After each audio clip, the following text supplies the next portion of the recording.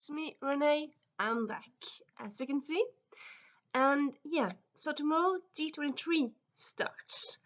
And that's kind of Disney's big kind of Comic Con thing where they announce stuff, maybe trailers, different stuff. I love Disney. If you've been a while, you know that. And if not, hey, I'm Renee. I love Disney. So this is kind of my annual D23 hopes video. I did one last year as well. And yeah, I'm doing another one today. So even though like okay at the moment Disney owns everything. I mean they own Marvel, they own Star Wars, they have Lucasfilm, so Willow and Indiana Jones have a lot of stuff. They have Fox. I'm gonna focus primarily on like non-Marvel stuff because I talked about that for Comic Con. I'm gonna mention it a bit, but I'm going primarily to talk about other stuff. But yeah, let's start. Just yeah, someplace you'll well start. Give me a moment. Yeah. So like I have a mix of stuff that things that I kind of hope will happen that don't really know if will happen, and stuff that kind of more likely. So I suppose yeah, I'll just set a start. Um, One thing that I know will probably happen, but I kind of also hope I'm looking forward to it if it happens when it happens, is Indiana Jones 5 news. So, I mean, they already filmed Indiana Jones. We know the filming is finished, and it's set to be released next year. Though, I mean, with Rona and with the world it is today, I mean, things are moved all the time. But even though, I mean, even if it gets moved from the date it has to like 2024 or gets pushed later on in the year, next year, I still kind of think like you should get like some sort of poster or something. I mean, yeah, we do know like people in the movie because it's already filmed, but I suppose sometimes there are some people that aren't announced, that aren't really leaked before, like they're officially. Suppose maybe we'll get some fun casting. That could be. Oh yeah, I want to say just kind of having Harrison Ford on the stage talking about it will be fun, and maybe just kind of like a logo or a poster, a kind of vague poster. I would really enjoy that. I think that would be fun. Speak of Indiana Jones, it's kind of a weird thing because I actually didn't really like when I was a kid. I didn't really watch the Indiana Jones movies. I actually think yeah, the first I saw of the Indiana Jones movies was the Crystal Skull in cinemas. So like, and that one was in cinemas when I was 16, 15, and yeah, I watched it in cinemas and I enjoyed it. I suppose maybe because I hadn't watched the others first, so I wasn't tainted by expectations. But yeah, I enjoyed it. I've seen all the other movies now, and I like them all. Though I would say, yeah, honestly, I still don't really think that the fourth one and the Kingdom of Crystal Skull is that bad. Though, I mean, sometimes I'm kind of going against everyone else on like my opinions and stuff. But yeah, still I enjoy the fourth one, but I enjoy the other one as well, and I really enjoy like the concept of like mystery, but also high stakes and historical based. So yeah, excited to watch the Indiana Jones movie. That's fun. So yeah, hopefully we'll get some news there. And then let's see. I have a note, of course. Yeah, and then also there's been some talks lately about them they might be going back to 2D, which I would really like. Disney doing 2D movies. I mean 2D animation movies. I really enjoy those. I mean I don't have anything against 3D. Well, yeah, okay, yeah. I suppose I have something slightly against 3D. Often I don't really feel like 3D works. But like I mean Tangled is 3D. Well, it's not 3D. It's kind of it's not 2D. It's because I mean it's not like there's 2D and 3D and then nothing in between, but yeah. But I really enjoy like 2D when it works, and often I think it's just so beautifully done. For example, Spider-Man Into Spider-Verse, that's 2D. Yeah, pretty sure it is. And yeah, that's just so beautiful visually. But yeah, I mean it's been rumored that they might do Bluebeard, which I kind of like if they did that because that's a fun story. I say having like read a version of it ages ago, or like I think maybe I saw a version of it on kids' TV ages ago. But I like have this idea that it's a nice story, and also I suppose most of the stories that Disney do, they kind of base it loosely. So in a way, it doesn't matter what story they choose, like if you know it or not, because often it's not that similar.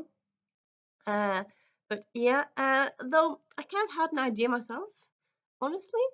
Kind of think it would be fun if Disney did a pirate movie. I mean, because okay, yeah. So most of the movies are based on fairy tales, yes. But you also have the Peter Pan one, which is based on a story. Though I suppose yeah, you could also argue Peter Pan is a fairy tale. It's just by a known author. But like yeah, for example, you also have um, um I can have yeah. For example, you have Pocahontas, which is not a fairy tale. It's based on real life events, so that's also loosely based because I mean, in real life, Pocahontas didn't marry John Smith, and yeah, I mean things were completely different. But still, I mean, sometimes they do like based on historical events and not just stories. And there's tons of parrots that are just so interesting that you can use for reference to make a story about, which yeah, I think would be very fun. Like also like yeah, all the visuals you can have with like um ships at sea and stuff. I think could be so beautiful. You could do it in Caribbean, you can do it in Asia. I mean there were pirates everywhere, and yeah, I think having a pirates movie like animated one, I think that will be great. I think that will be yeah, very fun.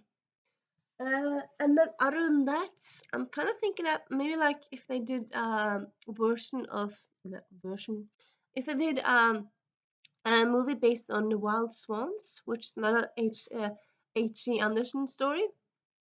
H.C. Andersen, he's the author who wrote the story behind Frozen and also the story behind Little Mermaid. So Disney has already used him twice.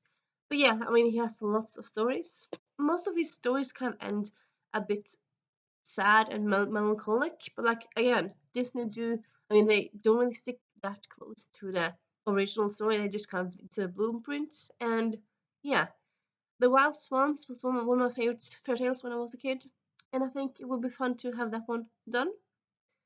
So yeah, that one, and yeah, I kind of also like think like King Midas. I kind of like, though they have done King Midas with the Aladdin two, well Aladdin two or one of the Aladdin sequels, which came out on direct to VHS. They used Midas in one of those, so they have done it, but it's not like it's wasn't like an official released movie like in theaters. And like do you like the direct to DVD or direct to VHS sequels? Do they like count in like the canon? It was also like I mean Disney they have like redone stuff they've done themselves. Like they've started to done live action movies of their own animated versions. So I suppose they could redo King Midas and just yeah, maybe King Midas and do it live action. You know, I just got that idea, but yeah, I think that will be very fun. I think that will be yeah, that will be quite cool. But yeah, also King Midas would be fun, and yeah, I think that's kind of yeah. Also like El Dorado and Atlantis. I mean, I suppose they've already done Atlantis, but like maybe like take a look at like mythical places and like take inspiration from that. I think that would be fun because there's so many mythical places in the world. I mean, right now I'm blanking, but I know there's many more than just El Dorado and Atlantis. There's a lot more of them. And, well, for example, you have the city of. No, it's not city of Valhalla, that's a real place. The city of. Yeah, I have it in my head, but it's stuck. So, yeah, you know what? I'm just gonna move on because I have things to talk about. Lots of things I want to talk about. So, yeah, moving on. I have hopes for the animation news, and hopefully, I think pretty sure something will be announced. But yeah, and then it was going slightly to the side, but like still related. As I said, sorry, sorry. Disney has been doing live action versions of their fairy tales. Some people don't like it, some people like it. I mean, they have made big money and money talks. And honestly, like for me, I'm kind of like I'm not that surprised because money talks and like B, I used to be like A money talks and B. Like I've used to before. I used to be on IMDb, the the chats over there. Now the chats are closed, but like they all of the animated movies, like all of them used to have like uh what's the heading? They used to have like a post where people discussed who could do the live action version if they ever did that. So it's always been talked about, and I think most of them always has like done like a bit of a change. Well, none of them has done it completely the same. Like they have tweaked the story still. I suppose Aladdin has been quite true, but a lot of them, yeah, a bit different. And yeah, I think also like the visual are beautiful, so I really enjoy that. But yeah, so for my take though, I kind of actually would like them to do a live action version of The Emperor's New Groove. And I also like, so in the movie, the like animation version, they just have one song. And I just did a rewatch of it, and I felt like, yeah, this is an amazing movie, amazing movie. But I kind of feel like it could, I mean, it could use. I mean, if you put more songs in it, I think it would just kind of be very cool. I think it's a movie that story that kind of fits songs. It could, there's lots of places it could have songs in it. And yeah, a live action Emperor's New Groove would be so cool. I suppose, yeah, I mean, it's talking about llama, how are you doing that? But at the same time, I mean, when you have Game of Thrones and when you have Harry Potter, well, I mean, where you have done like things visually that are kind of seem to be like, how would you do it? And then I do it like the technology is there. It's just kind of to find a way to do it. So yeah, I would like a live action Emperor's New Groove. I think that would be very fun. I would enjoy it very very much. I also have had another idea slightly. Yeah, it's stuck. Yeah. Anyway, I think that yeah, I think that will be very fun. So yeah, and yeah, let's just so I mentioned them. So I suppose mention them. So they've talked about. But yeah, so two Marvel things. There's been rumors that Nova is coming. I mean, it's like slightly rumored and like hints at here and there. And I think yeah, Nova. I mean, yeah, I'm one of those weird comic book fans. Well, comic fans. I really like the comic movies. I haven't really read that many comics, but like I do follow people talking about them on YouTube. Uh, but yeah, I did Google Nova, and in Nova looks like a very fun character, and it's also space set. I kind of love the space elements of MCU. So yeah, if they announced Nova, just announced it, or maybe they casted itself or something, I think that would be quite fun. Also, sorry. Also, I think if they announced A Force, that would be quite fun. I mean, there's been some talks now and then, but like, I mean, they did have like that picture of all the females in MCU during the Infinity War filming. But like, yeah, I mean, they've had team ups, but they haven't done team ups with all the females. And at this point in time, you have quite a few female characters. It's not just like one or two here and there. There's quite a lot of them. And yeah, I think A Force, like maybe doing an A Force limited TV series on Disney Plus, or like yeah, doing A Force movie would be quite fun. And yeah, I think that would be fun to see. Yeah, tangents. Well, side note, you should have like chocolate something ready for when you're watching this because you can eat a lot by every time I say fun because I will saying that quite a few times.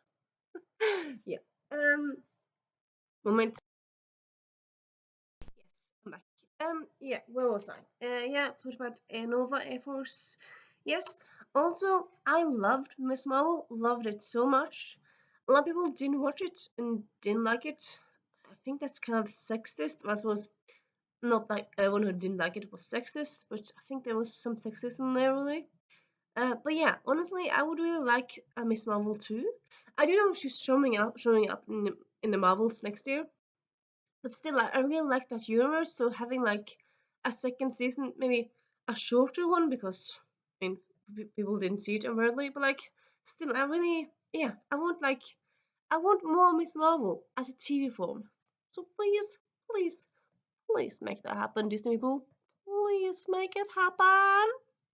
Yeah. And blah blah blah. Yeah, and that one doesn't work. Talked about a lot of stuff now. Yes. One moment. Yes. Okay. So there's also okay. So yeah, as I said before, now Disney owns everything. They own a lot of stuff. Among them, they own the rights to Ever After. And I think that might have originally been Disney produced. I'm not quite sure. But anyway, yeah. Ever After, in case you don't know, that's a Cinderella retelling from 1997, starring Drew Barrymore. Some people have said she did a bad British accent in it. I find it fine. I like it. I like her accent in it. But yeah, that movie in itself, it's just so good. It's just amazing. And now I'm actually like, what? You want a sequel to Fairy Tale? That's not that's going weird because no, I mean, no, because for sequels to happen, you have to. I mean, for books story to happen, you have to have conflict, and if you're going to do a sequel that's not based on something on like a book, then you have to make up conflict, and that's kind of mean to the characters to have had a happy ending at the original one. No, I want a spiritual sequel to this one. Okay, so this one takes place in the like 1700s before the French Revolution, and they talk a bit about maybe starting a university for females or something like in the movie. I feel like you could do a spiritual sequel where you had like, for example, you could have it could be set in university where you had all these people from yeah, you can have people who are rich, people who are poor but got there because of a rich friend of them. I mean, you can have this stuff happening around the university. Maybe it'll be the start of a revolution. That could be fun. But like, yeah, having the same script, well, having the same script people do it, and having the same people behind it because it's just the script. It's amazing. The visuals, costumes, are amazing. The acting is amazing. Of course, you couldn't do the same actors because it's a new story. But like, yeah, if you did the same people, just kind of doing it like a bit different, like yeah, so having the same idea but just kind of yeah, a new story but like the same feel to it, a spiritual sequel. I think that will be amazing, and I really hope that happens. I mean, like after a while, I suppose now and then, often you do like Disney and everyone just like IP, they buy books, adapt this and this stuff because it's known, but like yeah, I mean, I'm not against adapting stuff, but like also taking stuff that are already known and doing spin-offs of it, because yeah, I suppose spiritual sequels is a spin-off in a way. And that's also a way to cash grab, but also in a good way, at least for me. I mean, if you love something and you want to make more of it, I mean, it's not like all the time when you make cash grab things or things based on stuff that it's for mean intentions. Like if you love something, you can make it good, even though it's based on something else. And yeah, that's something I really wish for. And then we have yeah, you know what? I'm just gonna think. Yeah, I'm gonna do that, and then that, and that. Yeah, yeah. So yeah, talk myself a bit. But yeah, we also know that there's coming a National Treasure TV series. We got a bit of teaser during Comic Con, and right now we know that I mean on Disney Plus it just says coming soon, but we don't know more. So I'm kind of hoping we get a premiere date for that. Maybe a bit more of a teaser, a bit more of a trailer, like a longer trailer. That would be fun. And yeah, a premiere date for that will be quite fun. And I suppose also like National Treasure 3 news would be fun. I mean, there's well, for ages, but like now I'm thinking like, well, now there's a TV series, so I suppose, I mean, there's hype around the environment again. So maybe we get some National Treasure 3 news. 3. That I hope really happens. And yeah, crossing all my fingers for that. And yeah, and then lastly, and next to lastly, because last I'm going to do something that's kind of very well predictable. But yeah, before that, so the two last things that kind of also think like something hopeful that also probably will happen is news with Abbott Elementary. So Abbott Elementary is a series that it's on ABC, but it's on ABC. Yeah, it's on ABC, but it's owned by Disney because Disney owns everything. So I mean, it's under the Disney umbrella. So I think also they have started filming second season. They planned at least, yeah. So at least right now there's season 1 out. So I hope like we get some news on second season. That will be fun. Like some casting, some plot lines, something with it. I saw Abbott Elementary season 1 in May or June, and I yeah, finally enjoyed it. I do kind of have understand why it's getting such good praise because it's delightful and fun and good plot lines, and yeah, I really enjoy it. A good comedy, which you don't really find that many of really. And then also another good comedy. And this one, I feel like maybe people didn't really give a chance, but I really enjoyed it. I didn't love it, but I very much enjoyed it. And that is How I Met Your Father, the How I Met Your Mother spin-off with Hilary Duff. It came out last year, and yeah, I'm pretty sure they have started filming to season 2. And I would think they would probably get something from that during D23. At least that's what I'm hoping happens. And yeah, so that's kind of those things. And now, can you guess? I'm gonna give you 3 seconds. 1, 2, 3. Yeah, I'm gonna talk about books that I hope gets adapted by Disney. I mean, Disney, they already are like kind of buying up Disney's books to make two movies, so or two series. So here's are some tips or some options from me. Like anyone from Disney gonna watch this. I suppose maybe some Disney assistant is watching it. I don't know. If you do, hi, cool. And yeah, I have quite a few. Also, a lot of these are actually like books that are printed by Disney imprints because yeah, Disney. I mean, they have the parks, they have the TV series, they have ABC Studios, they have Hulu. I mean, Discovery. They have so much stuff, and they also print books. Disney imprints. Percy Jackson is a Disney imprint book series. So yeah, so I thought like, okay, so you're already printing these books, so you're tangentially um connected to them. So I mean, you can look at your libraries, not look at their books, but like yeah, I mean, it's in their house in a way. So for like, look here and adapt this, please. So yeah, we have Curse of the Spectre Queen, which is um sorry, which has been yeah, compared to Indiana Jones. I read this one last year. A sequel is soon out, or has it come out soon, or has come out anyway. And yeah, it kind of gives me the Indiana Jones feelings. Though the main character in this one is a female, but I mean, cool, girl power. And yeah, so this is based all around. So there's Indiana Jones feelings to it, but it's also like globetrotting and some Irish myths in this one. The second one, I think, is more based on it's a different myths, but I think like most of them seems to like be based on myths, like slightly myths. And yeah, really cool characters. It's set 1910s, so like before the First World War, second. Oh, so it's like I think it's 1910 or 1914, like around that time. Like it might have been like 1915, but like yeah, it's not like it's in the beginning of 1900s.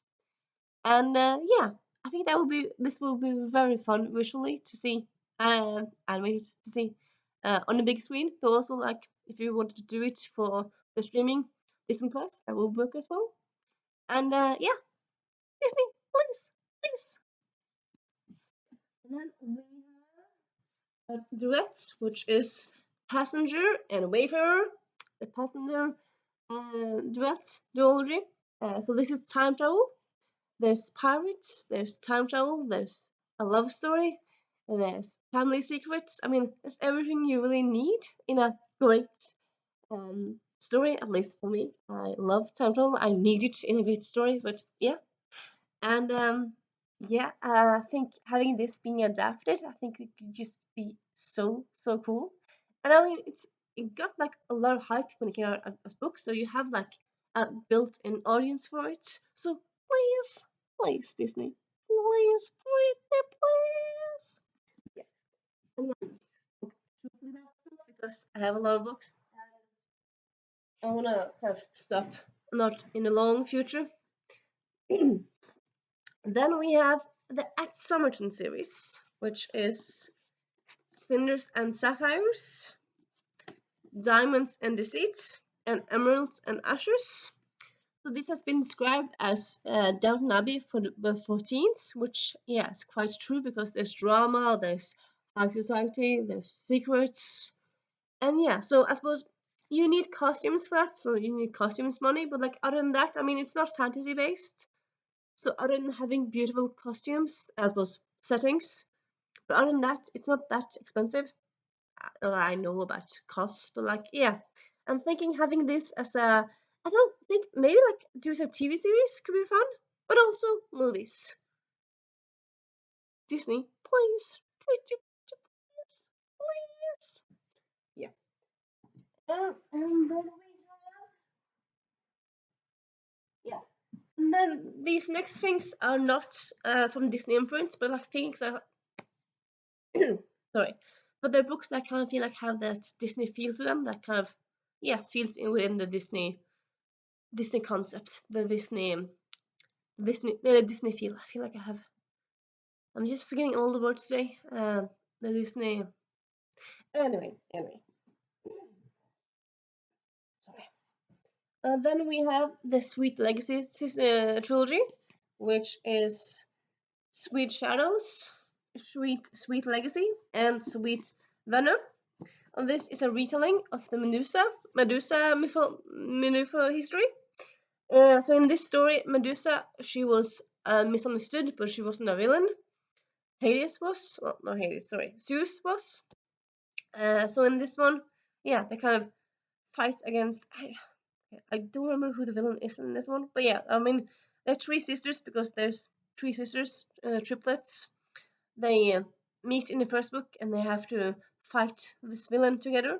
And yeah, I'm thinking having this as a TV series or movie could be quite fun and could definitely work for you. Target demographic, Disney, please, please. Yep. Wells and Wong series, which is, or in other words, is also it's also called A Murder Most Unladylike, which is some places it's series name, some places it's name in the first book. It's a crime series, crime for middle grade, I won't say. Like it's one of these series where they start at like 12, but like they age through the books. So it's not like they stay in one age, but like they get older in the books.